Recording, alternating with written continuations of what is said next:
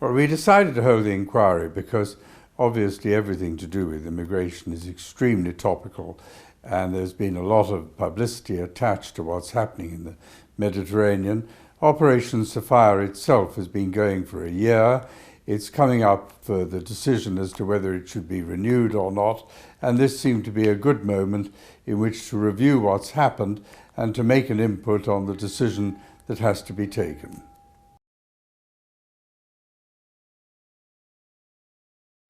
It's saving a lot of lives, and that is a very important consideration.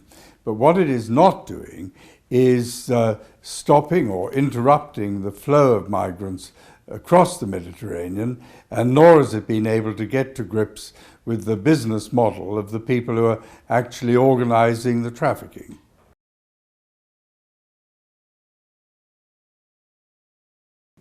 Well, the biggest problem is the lack of any sort of stable government in Libya, and that is the point of departure for the migrants, that where you have a stable government, as for instance in Morocco, there is very little movement of people across the Mediterranean.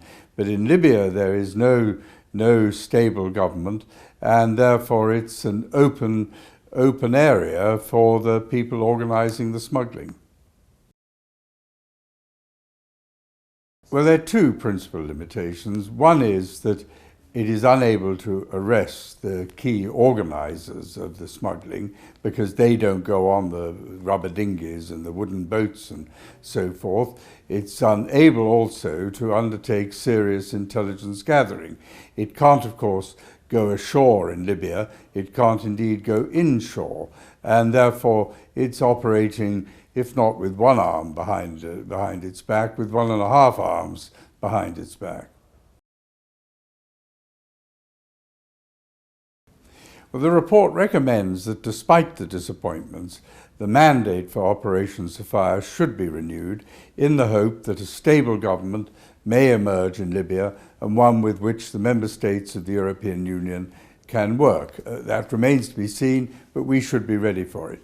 But we also must remember, and we point out, that the movement of people across the Mediterranean is part of a mass migration of peoples from poorer countries to richer countries, and that is going to require a much more thought out and coordinated policy response. It's something which is of deep concern to people all over the European Union, and we point the way towards trying to persuade people to take that seriously.